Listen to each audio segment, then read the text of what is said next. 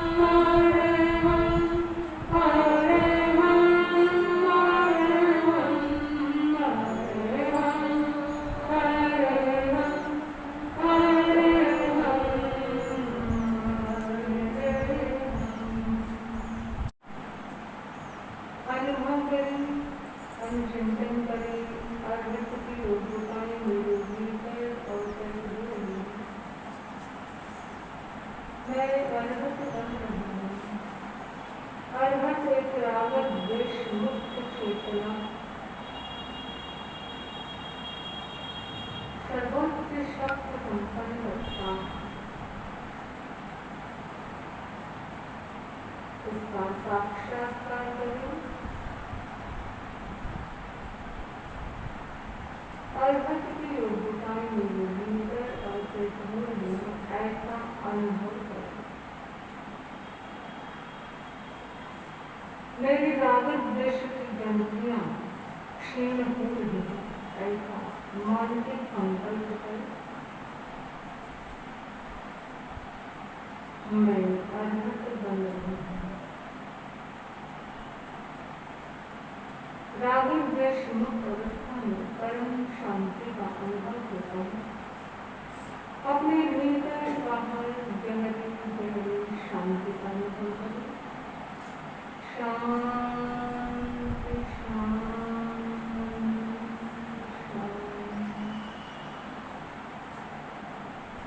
मैं अर्हत बन रही हूँ।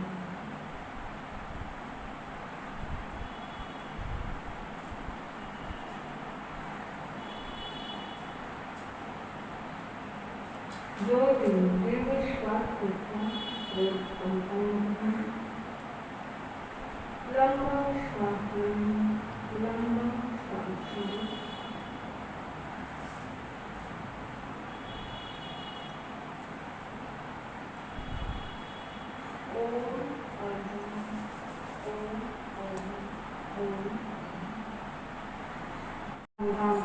प्रारंभ करेंगे।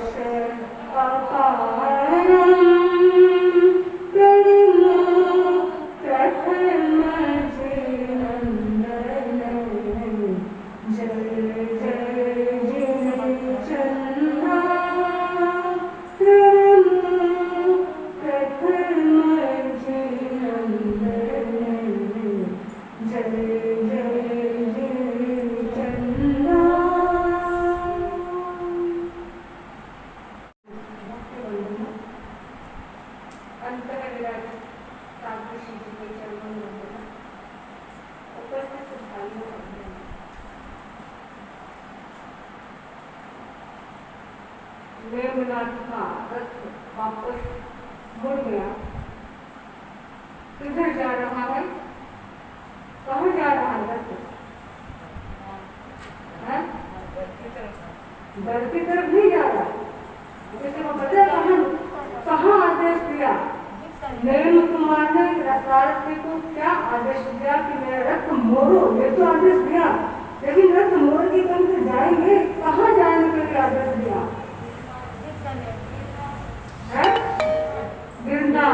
गिरनार पर्वत की तरफ, गिरनार पर्वत की तरफ ले चलो मुझे।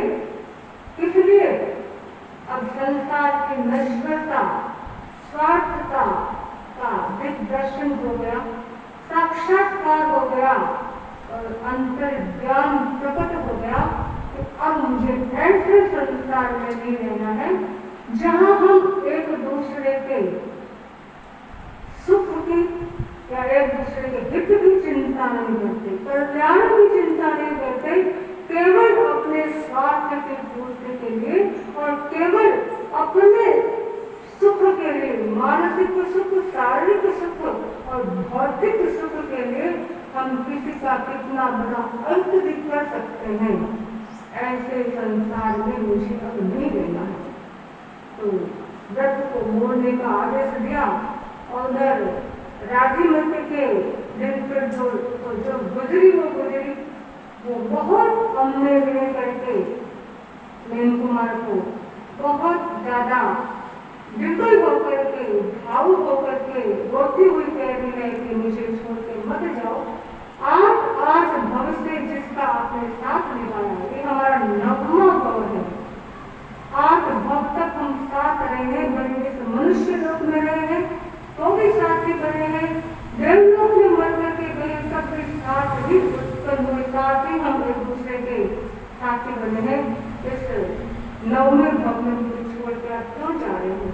लेकिन नरेंद्र कुमार ने इसको समझाया कि इस स्वार्थ भरी दुनिया में काया और माया क्या है? ये तो क्षणिक है, ये काया का सुख भी क्षणिक है, माया भी साथ में जाने वाली है नहीं। हमें तो चिर सुख को प्राप्त करना है, जो आध्यात्मिक सुख है, आत्मा का सुख है, वैसे सुख को प्राप्त करना है। इसलिए राजन, यदि तुम्हें लगता है, तुम्हारी यदि सच्ची प्रीत है मेरे से और तुम सच्चा प्रेम मुझसे करते हो, तो तुम भी कहाँ चलो मेरे साथ। तुम्हारी राज में गढ़ गिरनारे साथ चला, ओ तुम्हारी राज में गढ़ गिरनारे साथ चला,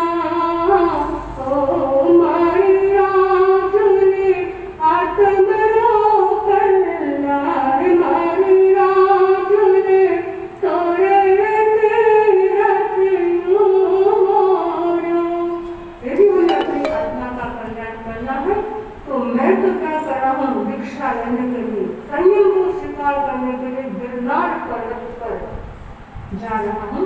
और भी मेरी तरफ से तुम स्वतंत्र हो, मैं तुम्हें बाध्य नहीं कर सकता, तुम अपना वर्ग खोज सकती हो, लेकिन मैं तुम्हें ये शिक्षा अवश्य देना चाहूंगा कि यदि तुम्हें अपनी आत्मा का कल्याण करना है, इस बार बार होने वाले जन्म मरण की परंपरा से हमेशा हमेशा का छुटकारा पाना है, तो तुम भी संयम को स्वीकार करो।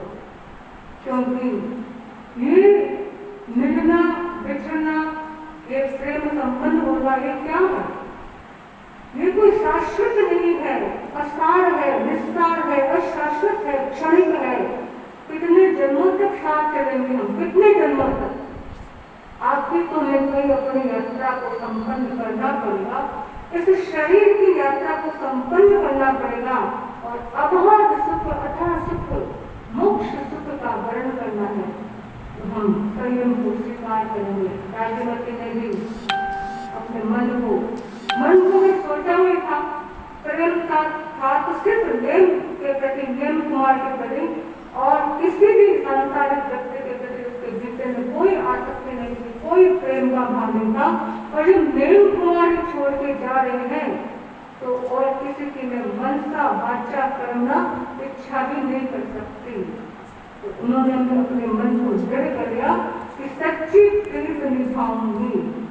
8 जन्मों तक यदि हम साथ रहे हैं तो इस 9वें भाव में भी मैं आपका साथ नहीं छोड़ूंगी और हम दोनों एक साथ आत्मा का कल्याण करके एक साथ शिवपुरी में रमन करेंगे, मोक्ष में एक साथ जाएंगे। धन्य है ऐसी आत्मा को जो अपने इच्छाओं का इस प्रकार संवरण कर लेते हैं। कितनी बड़ी प्रेरणा है आज के युग के लिए। वर्तमान की स्थितियों को हम देखते हैं, आज भी सगल संबंध होती है, तलाक हो जाते हैं, एक नहीं दो नहीं, कितने तलाक एक जीवन में व्यक्तित्व करता है। क्यों? इच्छाओं का संवरण नहीं है, मन पर कंट्रोल नहीं है, इंद्रियां अपने वश में नहीं है। वरना एक स्त्री एक व्यक्ति के साथ संबंध जोड़ती है, उसको अपना साथी बनाती है, तो भला दूसरे के बारे में सोच भी कैसे सकती है।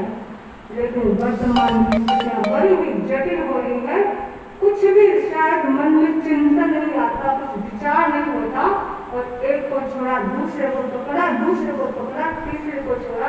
पता नहीं कैसे मानव संसार की जटिल स्थिति बन गई है।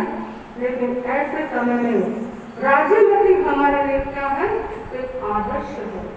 राजमती पता है 16 सत्य में नाम आता, पता है ना?